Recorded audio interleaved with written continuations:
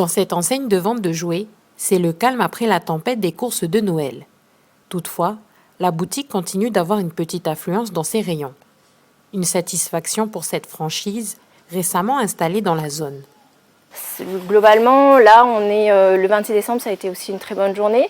Et cette semaine, ça continue, on a du passage. Alors, on n'est plus dans une journée de 24 décembre, 23 décembre, mais on a encore pas mal de cadeaux encore de Noël qui se font en ce moment. C'est vrai que c'est une période cruciale, Noël, pour un magasin de jouets. C'est une période sur laquelle on ne peut pas se louper. Donc sur les 2 derniers mois de l'année, novembre-décembre, on fait à peu près 60% de notre chiffre d'affaires. C'est vraiment les chiffres qu'on retrouve à peu près tous les ans. Et cette année, de ce qu'on voit pour l'instant, on n'a pas encore fait le bilan de toute cette saison, mais on est sur cette même tendance. Une tendance qui se poursuit dans un contexte particulièrement compliqué avec la crise sanitaire mondiale. En termes d'approvisionnement, c'est sûr qu'avec le confinement qu'on a vécu un peu partout dans le monde, des usines ont fermé, donc forcément il y a eu des productions qui ont été arrêtées. Donc c'est des choses des fois qui n'ont pas pu être rattrapées entièrement par les fournisseurs, par les usines. Des problèmes des fois qui sont accumulés sur un peu toute la chaîne d'approvisionnement, même au niveau de la logistique, des bateaux, on a eu pas mal de retard. À peine Noël passé, l'enseigne prépare d'ores et déjà les commandes pour l'année 2021. On est assez chargé. Faites quand même votre réservation sur Internet et je vous conseille d'appeler ensuite le 27 70 50. Pour Simone, la responsable de la réception, la fermeture des frontières vers l'étranger a plutôt orienté les touristes vers les îles Loyauté. À l'approche des fêtes, dans cet hôtel, il y a du mouvement. Là, en ce moment, avec les périodes de fêtes, donc on a beaucoup de touristes. C'est satisfaisant puisqu'on a une semaine bien chargée. On a des taux d'occupation de plus de 60%. J'ai l'impression que les gens passent plus de temps à venir découvrir, ils viennent sur Lifou. C'est le fait que les frontières elles sont fermées, donc ils se retournent vers nous sur les îles et c'est une bonne chose. Même remarque pour les responsables, satisfaits, ils confirment qu'il y a bien un potentiel sur le plan local. On est quand même à un taux qui est assez élevé, donc une bonne fréquentation. On voit bien qu'en fait, le potentiel il est là au niveau tourisme local. On essaye de faire valoir en fait nos sites avec celui de l'étranger, mais il s'avère qu'avec le Covid-19, il a quand même généré une bonne fréquentation au niveau de la clientèle locale. Là, c'est pas mal, bon accueil, génial, on va voir ça, hein.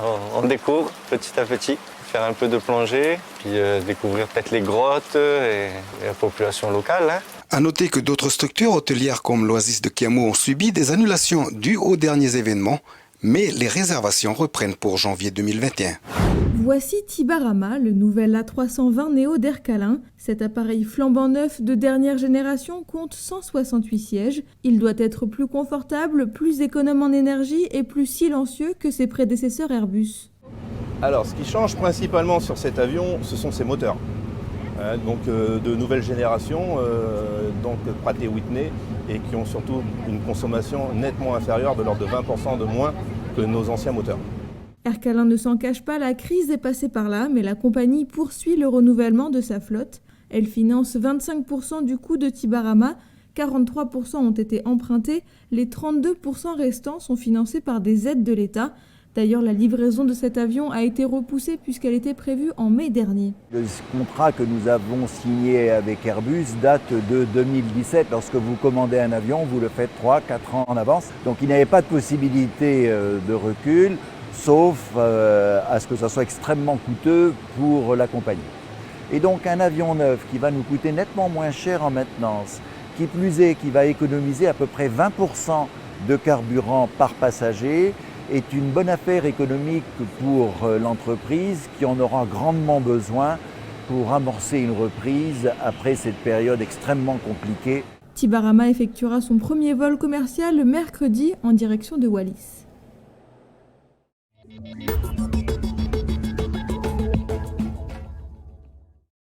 Paré pour partir à l'îlot et profiter des vacances. Attention tout de même, il y a des règles à respecter pour être en sécurité. Ce matin, à la mise à l'eau de la Côte Blanche, tout le monde assurait être équipé. J'étais là, l'îlot Sainte-Marie, depuis le matin de la Noël. Vous avez des équipements du coup de sécurité? Au complet, ouais. Fusée, carte, boussole, tous les gilets, surtout les gilets. Voilà. VHF aussi peut-être ou pas? Ah non, mais le VHF c'est incorporé dessus, ouais. C'est parce que c'est obligatoire, c'est pour la sécurité de soi-même. S'il n'existe pas de permis en Nouvelle-Calédonie, certains équipements sont obligatoires. Un gilet de sauvetage par personne, des lumières, un coupe-circuit au poignet, un extincteur en cas d'incendie, le moyen de remonter un homme à la mer, un bout de remorquage, une pompe en cas de voie d'eau et enfin une ligne de mouillage. Une VHF, une radio haute fréquence, est aussi nécessaire. Elle a une portée bien plus importante que les téléphones portables de plus en plus utilisés. Une amende est tout de même prévue en cas de contrôle si des équipements manquent à l'appel à bord.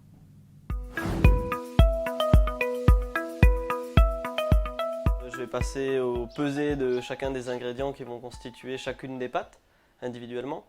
Après, on va passer au phrasage. Donc on va mélanger l'eau, la farine, le sel, le levain ou la levure ensemble. C'est assez intéressant de faire plusieurs choses, de jamais s'arrêter sur les mêmes recettes, toujours les faire évoluer, puis faire toujours innover. Du coup, la spécificité de mon pain, c'est d'abord mes farines. La majorité des farines que j'utilise ont été moulues sur des meules de pierre, des meules de granit. La particularité de ces farines, elles ont un peu plus de saveur, elles sont un peu plus typées. Et donc dans ce germe, il y a des nutriments très intéressants pour le corps humain, des acides gras essentiels, des vitamines, des minéraux. Et donc dans le procédé habituel, on ne retrouve pas ces nutriments-là. Là, du coup, maintenant, je vais donner de l'élasticité à la pâte. Tout à l'heure, là, on a laissé reposer la pâte qu'on venait à peine de mélanger. Et donc là, elle a bien pris le temps d'absorber l'humidité. Et maintenant, on va lui donner de l'élasticité en la repliant, en l'étirant. Hop. Et enfin, après, on va la laisser fermenter tranquillement toute la nuit et la retravailler demain matin pour le façonnage, puis la cuisson.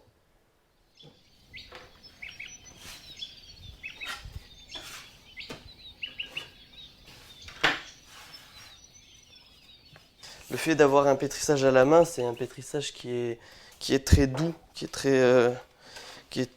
qui va pas avoir tendance à trop travailler la pâte. Elles vont faire en sorte que le pain sèche moins vite et donc mon pain se conserve en moyenne un peu plus longtemps que le pain conventionnel.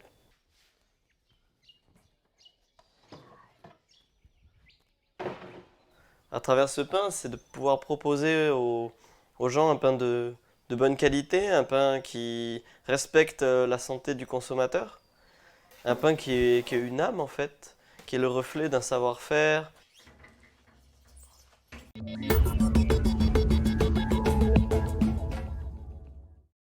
C'était aujourd'hui la dernière séance de l'année pour le Congrès. Au programme des élus, l'adoption d'un projet de loi pays sur la fiscalité.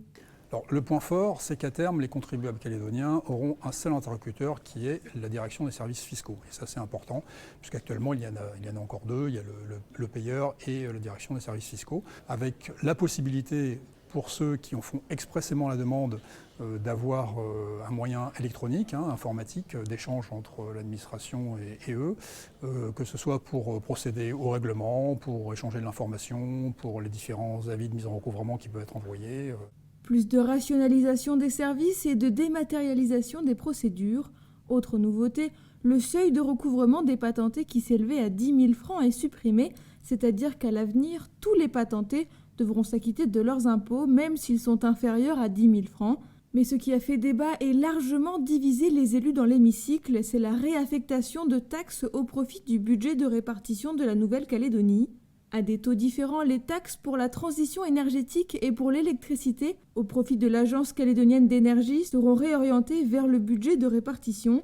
Les taxes de soutien aux productions agricoles et agroalimentaires, ainsi que les conventions d'assurance perçues par l'agence rurale seront en partie dirigées vers le budget de répartition, une situation inacceptable pour Calédonie Ensemble qui s'est opposé au texte. Le gouvernement, brutalement, essaye de faire passer des décisions budgétaires sans aucune information préalable, sans aucune explication et même à l'encontre des intérêts des établissements publics concernés. Exemple, l'agence rurale, aujourd'hui, on a vu débarquer en commission et aujourd'hui en séance publique des amendements pour lui prendre 900 millions de ressources en 2021.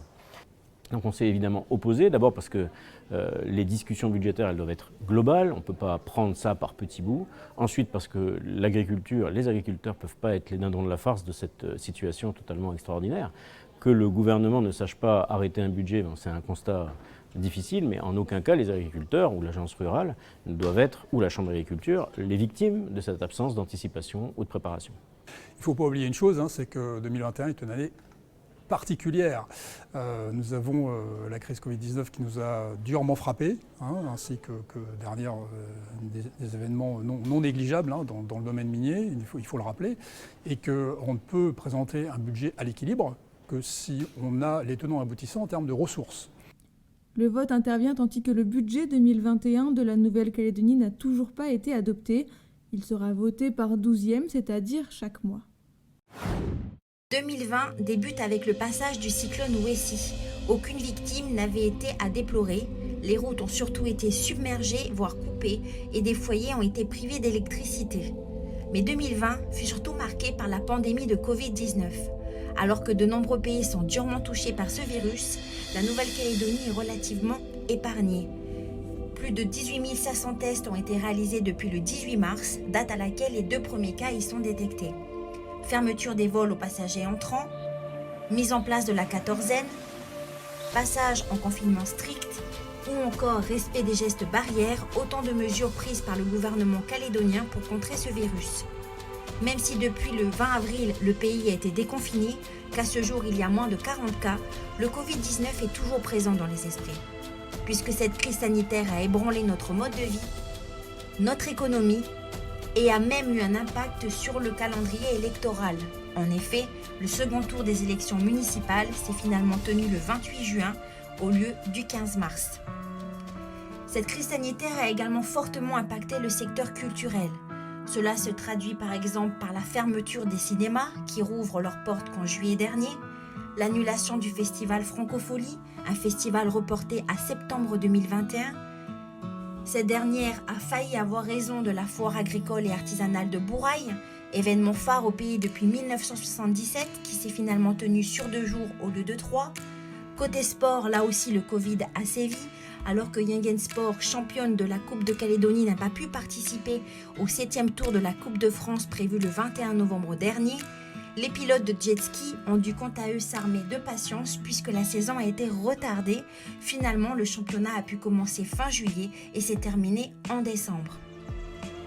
Le sport calédonien fut également marqué par la tragique disparition du jeune prodige de squash Enzo Corigliano, mais également par la victoire historique de l'équipe de Tigasport face à l'AS Magenta, 2-0, et qui devient donc championne de Nouvelle-Calédonie. Une année riche en émotions, mais aussi pleine d'enjeux, avec notamment la 2e consultation sur la cession à la pleine souveraineté de la Nouvelle-Calédonie, qui s'est tenue le 4 octobre dernier. Un scrutin qui a été marqué par une forte participation avec plus de 86% de votants, soit plus que lors du référendum de 2018, à savoir 81,01%. Un scrutin qui voit le non à l'indépendance l'emporter avec 53,26% contre 46,74%. Suite à ce référendum, après avoir effectué une quatorzaine dès son arrivée, le ministre des Outre-mer, Sébastien Lecornu, s'est rendu au pays pour échanger avec les principales forces politiques calédoniennes au sujet de la poursuite du processus politique initié par les accords de Matignon-Oudinot, puis par ceux de Nouméa. Enfin, cette année fut également marquée par les tensions autour du dossier de l'usine du Sud. La veille du réveillon, nous sommes allés voir comment certaines familles vont célébrer cet événement. D'abord, un couple de gendarmes arrivés il y a 1 an et demi de métropole.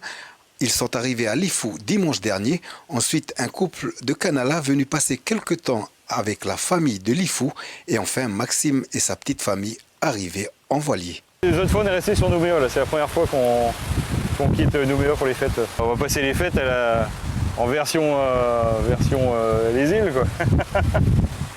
On a choisi de venir à Lifou parce que c'est une île qu'on aime bien. Et ma femme elle est d'ici, quoi, de la tribu de Béné.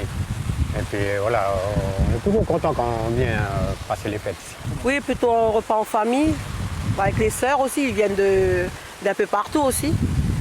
Ça fait qu'on se réunit ici à la maison familiale. Et puis pour mon mari aussi,